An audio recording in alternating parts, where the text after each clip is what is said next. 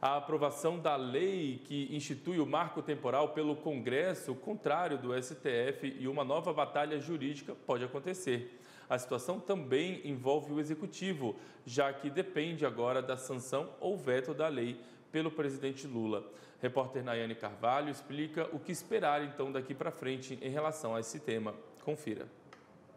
Foram 12 sessões para julgar o processo que definia se os indígenas só poderiam reivindicar as demarcações de terras que já eram ocupadas por eles antes da promulgação da Constituição de 1988.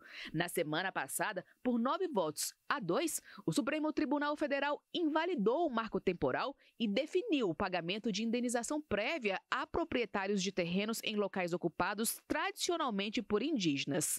A indenização por benfeitorias e pela terra nua valerá para proprietários que receberam dos governos federal e estadual títulos de terras que deveriam ser consideradas como áreas indígenas. Para os indígenas, isso caracteriza uma grande perda, pois não há orçamento para pagamento de indenização, o que inviabiliza os processos demarcatórios. Ainda permeia sobre conflitos relacionados à questão da indenização, o que pode travar a demarcação das terras indígenas. E o Senado Federal aprovou agora há pouco o PL 2903 em plenário do Senado, um PL que para a gente já era inconstitucional, mais ainda com a derrubada do marco. Para esse especialista, a indenização é totalmente necessária. O mínimo, eventualmente, poderíamos pleitear seria o quê? Seria uma prévia e justa indenização. Só que havia uma discussão muito grande de quem teria que indenizar, repagar esse eventual impacto aos produtores rurais afetados, né? E alguns ministros entendiam que teriam que ser feitos os entes federados, os estados que titularam essas áreas. E nós batalhamos não só para a defesa do marco temporal, mas qualquer tipo de indenização teria que ser prévia e justa pela União. Enquanto isso, do outro lado da rua, na contramão da decisão da Corte, os parlamentares do Senado Federal aprovaram o projeto de lei que estabelece que os povos indígenas só têm direito às terras que ocupavam ou reivindicavam até 5 de outubro de 1988. São válidos e eficazes, produzindo todos os seus efeitos, os atos jurídicos perfeitos, a coisa julgada que tenham por objeto a posse ilícita e de boa-fé ou o domínio com justo título das terras de ocupação tradicional indígena ou exploração das riquezas do solo, rios e lagos nela existentes, assistindo ao particular direito à prévia e justa indenização, em face da União e do ente federativo que titulou a terra. A proposta autoriza a exploração econômica das terras indígenas, inclusive com a contratação de não indígenas, desde que aprovada pela comunidade e com a garantia de promover benefícios à população local. O projeto segue agora para a sanção presidencial. As recentes decisões, tanto do Legislativo quanto do Judiciário, têm provocado reações diferentes. É uma insegurança jurídica muito grande causada pelo STF com essa decisão, e muito injusta, a meu ver.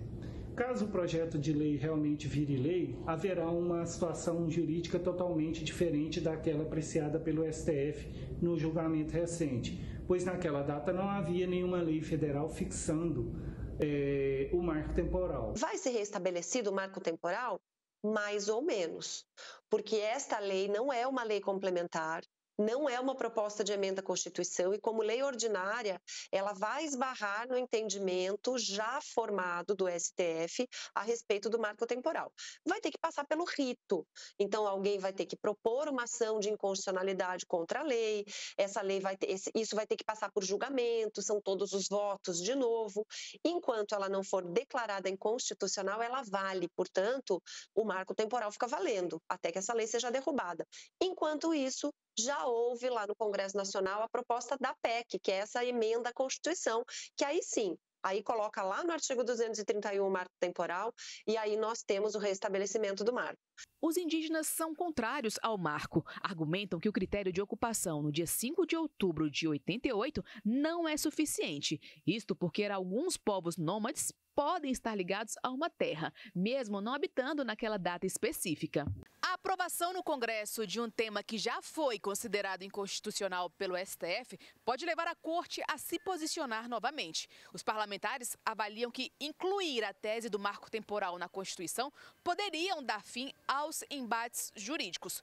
Para isso, é necessário aprovar uma proposta de emenda à Constituição. Uma PEC nesse sentido foi apresentada no Senado no dia 21 de setembro. Entendo que é a única maneira de se pacificar o país. É ter o marco para que a gente tenha segurança jurídica, os dois lados, tanto indígenas quanto produtores rurais. A partir disso, então, eu acho que nós podemos discutir outras coisas. Mas vamos ver como é que vem o veto e aí vamos deixar para o presidente o ônus. O Congresso agora, eu estou muito feliz porque fez a sua parte.